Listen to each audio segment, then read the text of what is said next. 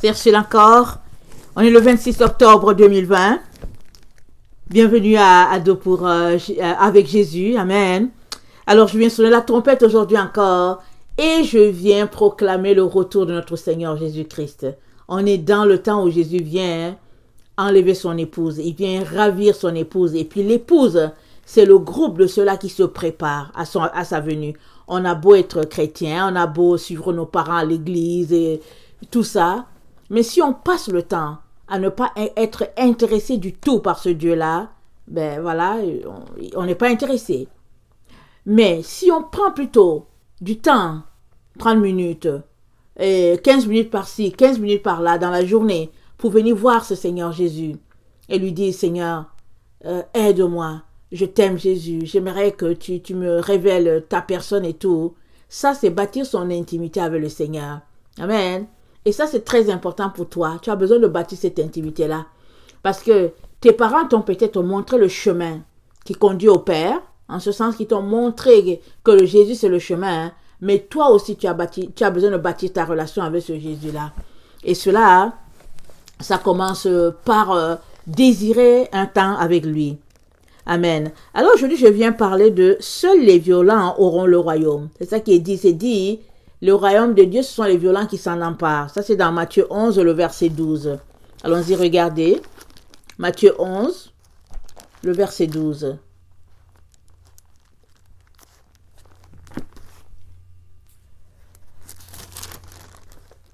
Alors, ça dit ceci. Depuis le temps de Jean-Baptiste, jusqu'à présent, le royaume des cieux est forcé. Et ce sont les violents qui s'en emparent. Amen. Alors, qui sont les violents?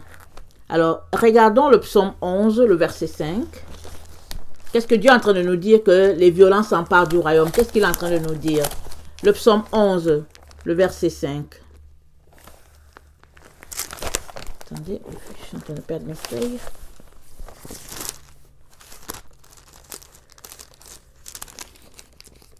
Ça dit ceci. L'Éternel sonde le juste, il est le méchant, et celui qui se plaît à la violence. Et on a lu que ce sont les violents qui s'emparent du royaume. Or, ici, on lit que Dieu, il est les méchants, et celui qui se plaît à la violence. Donc, on n'est pas en train de parler de ce type de violence-là. Ce n'est pas ce type de violence physique-là dont on est en train de parler. Quand Dieu dit, les violents s'emparent du royaume. Amen. Maintenant, de quoi parle-t-il? Allons-y lire Philippiens 4, 5. Philippiens 4, 5. Excusez-moi.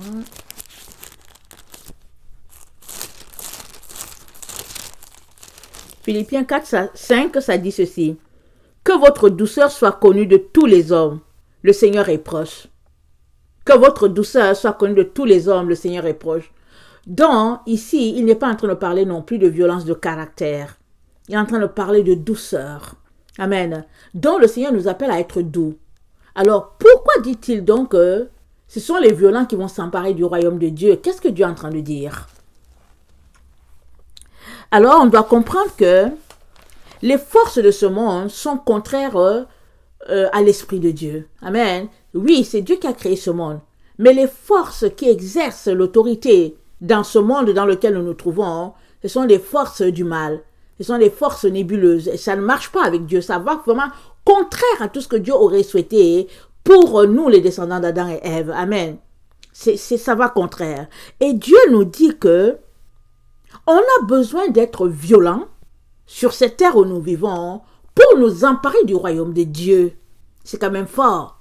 Qu'est-ce qu'il est en train de nous dire? Allons-y lire 2 Timothée 2, le verset 5. 2 Timothée 2, le verset 5. Ça dit, attendez, je vais lire à partir du 3. Souffre avec moi comme un bon soldat de Jésus-Christ. Il n'est pas de soldat qui s'embarrasse des affaires de la vie, s'il veut plaire à celui qui l'a enrôlé. Et l'athlète n'est pas couronné s'il n'a combattu suivant les règles. Il faut que le laboureur travaille avant de cueillir les fruits. Comprends ce que je dis, car le Seigneur te donnera de l'intelligence en toutes choses. Le Seigneur te donnera de l'intelligence en toutes choses. Amen. C'est comme la vidéo là qu'on vient de voir, que il y a la différence entre le raisonnement et puis le cœur, l'amour là dans le cœur. C'est différent. C'est soit la raison, c'est soit le cœur. Amen. Et il confirme que dans notre cœur, le Seigneur va nous donner l'intelligence dont on a besoin. Mais ce qu'on doit comprendre, c'est que, à l'exemple de l'athlète, on a besoin de s'entraîner pour remporter le prix. À l'exemple du laboureur, on a besoin de planter pour pouvoir récolter. Or, pour planter, ça demande que tu puisses sarcler le terrain, que tu puisses d'abord le nettoyer, et que tu puisses sarcler, que tu puisses planter. Et puis à chaque fois que tu viens enlever les mauvaises herbes, que tu mettes de l'engrais, et que tu viennes surveiller et t'assurer qu'il n'y a pas des oiseaux qui vont venir manger tout cela. Donc ça demande tout ce travail-là où les gens ne dorment pas. Avec espoir que le grain va germer et puis ça va prendre. Amen. Alors c'est pareil, c'est comme ça qu'on doit se comporter. Et c'est à cette violence-là que le Père fait référence. Amen.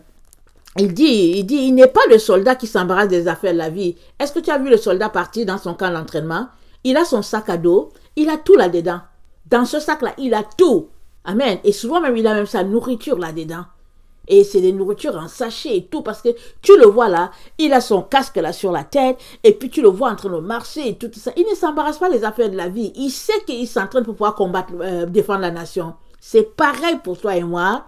C'est en ce sens-là que Dieu dit que le royaume de Dieu, ce sont les violents qui s'en emparent. C'est-à-dire que ça commence d'abord par être déterminé dans ton esprit que tu vas gagner ce combat-là contre le mal.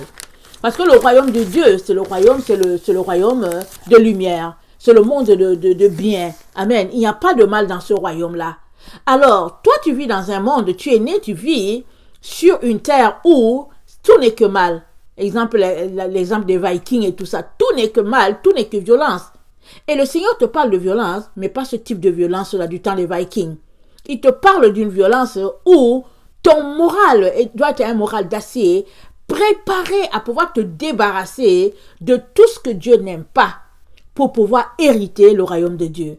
Et ça, c'est toute une discipline, toute une organisation, et tu as besoin vraiment de te comporter vraiment de manière à ce que Dieu puisse tirer sa gloire de tout ce que tu fais. Amen, en tant que son enfant, en tant que sa fille. Amen. Que le Seigneur bénisse sa parole. Je vais prier avec toi pour que Dieu te donne cette force-là. Amen. Seigneur Jésus, je viens te remettre en tout cas tes jeunes, tes jeunes adultes, tes jeunes adolescents, tout le monde, Seigneur, qui va écouter cette chaîne. Je viens te les remettre afin que tu puisses les toucher d'une manière particulière, que tu puisses marquer les marques de ton sceau, Seigneur. Je prie que tu puisses toucher leur jeune cœur et que leur cœur puisse t'appartenir, laissant de côté les valeurs de ce monde, embrassant tes valeurs à toi, Seigneur. Que ton nom soit béni dans leur vie, dans la vie de leur famille, Seigneur. Restaure, touche, viens guérir dans le puissant nom de Jésus tous ceux-là qui ont été blessés d'une manière quelconque. Seigneur, viens toucher, Seigneur, peut-être le rejet qu'ils peuvent vivre. Viens toucher, Seigneur, l'incompréhension, Seigneur, et donne-leur de trouver, Seigneur, en toi, un Père, un ami, un amour, Seigneur, vraiment qu'ils puissent trouver tout ce qu'ils n'ont pas dans ce monde. Merci, Seigneur, au nom de Jésus. Amen.